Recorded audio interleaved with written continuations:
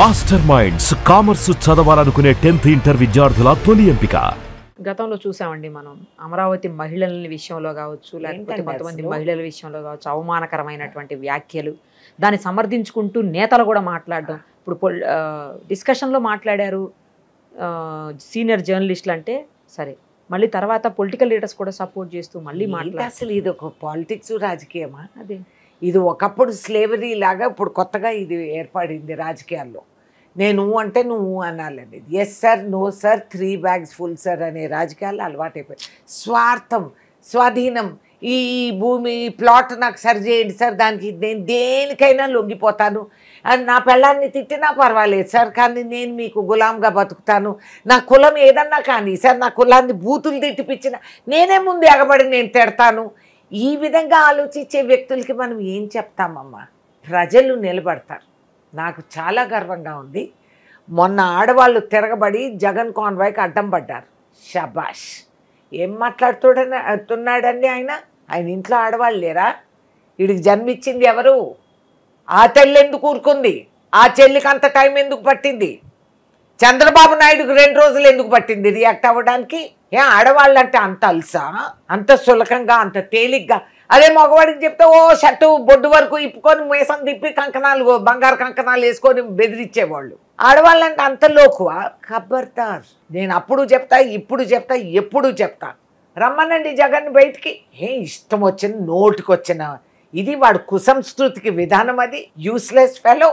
ఆడు వాడి పెంపుడు పందులు ఆయన చుట్టూ ఉన్న వాళ్ళని ఆ బురదలో తిరుగుతూ వాళ్ళు ఈ ½ acre ప్లాటు, ఒక కాంట్రాక్టు, ఒక దీనికోసం అడుక్కు తినే ఎదవలు వీళ్ళందరూ. I don't have to tolerate. కానీ మీరు చాలా సంవత్సరాలుగా పాలిటిక్స్ చూసారండి. అందులోనూ ఎన్టీ రామారావు గారు లాంటి ఉన్నతమైన వ్యక్తి దగ్గర పాలిటిక్స్ చూసారు.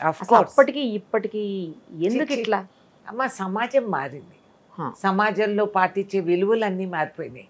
ఇప్పుడు దొంగతనం చేసినప్పుడు మహాదొరగారు నిలువు దోపిడీలు చేస్తుంటే వాడికి సలాములు పెట్టాలి. నిజాయితీగా ఉన్నాడు బేవకూఫోడు.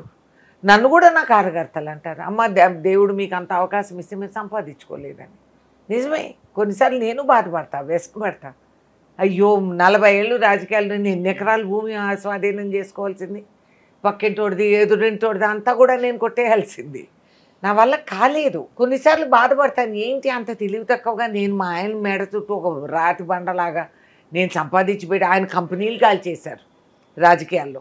నా కూతురు కారు నేలేశారు, చిన్నపిల్ల స్కూల్ నుంచి వచ్చి పంజగుట్ట పోలీస్ స్టేషన్ ముందు నేను రివాల్వర్ తీసి అక్కడ వెళ్ళాల్సి వచ్చింది. రివాల్వర్ తీసి కాల్ చేస్తా నా కొడుకులారా, ఎవరన్నా నా నీకేదన్నా ఉంటుంది నాతో పోరాడంతే.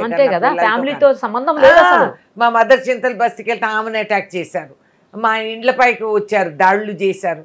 ఇవన్నీ మా కుటుంబం అంతా కూడా అనుభవించింది. కానీ ఏం పర్వాలేదు, వాళ్ళందరూ నాతో నిలబడినందుకు ఇవాళ కనీసం నాకు ఒక పేరు మిగిలింది. ఆ పేరుకు విలువ ఉందా లేదా అది తర్వాత మాట. బట్ నేను రేణుకా చౌదరి గారు ఎప్పుడు రేణుకా చౌదరి గారు అంతేగా. థ్యాంక్ యూ మా. ఎందుకంటే నాకు హాయిగా నిద్రపడుతుంది. ఈడీ పీడీ వీళ్ళు ఎవరు రారు. నేను అంటాను, వచ్చిపోయినా కూడా బాబు ఏం దొరకదు కాబట్టి ఏదన్నా ఇచ్చిపోండి అని చెప్పాలి. ఇచ్చేమంటున్నారా? అంతే, బాగుంది. అనవైతే కదా ఆడబిడ్డ ఇంటికి వెళ్ళి పండు పువ్వు తీసుకొస్తారు కదా, లెటర్స్. కానీ ఇంత దారుణంగా, ఇంత చీప్గా అయిపోయాయి పాలిటిక్స్ అనే చర్చ నడుస్తుందండి. అవును, దారుణంగా ఆడవాళ్ళని చేసుకుంటూ. ఏ రోజు నిరుపేదవాడు, చదువు లేనివాడు ఓటు కోసం డబ్బులు అడగటంలో తప్పు లేదు. ఒక విధంగా వాడికి అదే అవకాశం. 5 ఏళ్లకు ఒకసారి ఆ డబ్బులు వీళ్ళు వాళ్ళు అందరు ఇచ్చేటప్పుడు వాడి ఇంట్లో ఫ్రిడ్జో టీవీనో ఏదో ఒకటి కొనుక్కుంటాడు. పోనీ ఆ పిల్లల స్కూల్ ఫీజే కట్టుకుంటాడు, ఏదో ఒకటి వాడు సుఖపడతాడు. బంగ్లాల్లో ఉన్నవాళ్ళు, బిల్డింగులు కట్టుకున్న వాళ్ళు, ఇంట్లో గెరాజ్లో 3 కార్లు ఉన్నవాళ్ళు, వీళ్ళు కూడా ఇంతవరకు అమౌంట్ మా దగ్గరికి రాలేదండి అని అంటే అసలు అసహించుకోవాలా, జాలి కలగాల, ఏమిటి వాలకం అనేది నాకు అర్థం. ఏంటి ముష్టి? ఈ 30,000 20,000 నీ బంగ్లాలో ఉండేవాడికి నీకు అది అవసరమా? నీ నెల కరెంటు బిల్లు కాదు అది. అదే కదా.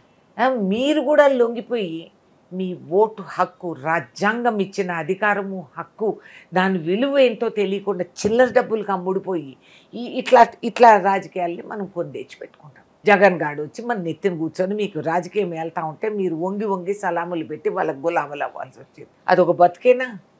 ఎందుకండి చదువు సంస్కారం అనేది? What is the use?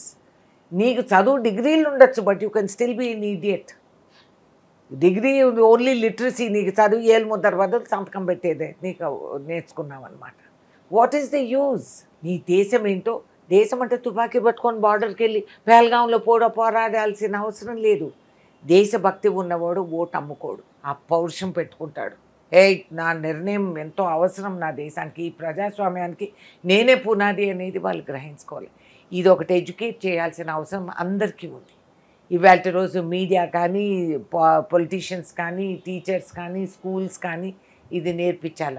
మా ఓటు విలువ you cannot by, it is priceless. మీరు ఓటెళ్ళి లైన్లో నిలబడడానికి అంత హయాసపడిపోతారు, సినిమాకి వెళ్ళడానికి పర్వాలేదా?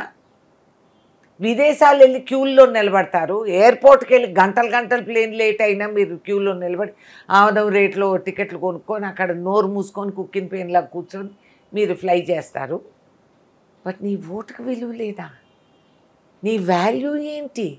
2000, 5000, మహా అయితే 20,000 మూకుమ్మడిగా కుటుంబం అందరికీ మనిషికి ఒక ఓటు అమ్ముకుంటే అంతేనా? మరి నీ సొంత విలువ నువ్వు కించపరుచుకొని నువ్వు పడేసుకున్నప్పుడు నీకు వచ్చేది అటువంటి ప్రభుత్వాలే. You deserve it. People have to wake up. Suman టీవీలో మీ పర్సనల్ అండ్ బిజినెస్ ప్రమోషన్స్ కోసం కింది నెంబర్కి కాంటాక్ట్ చేయండి.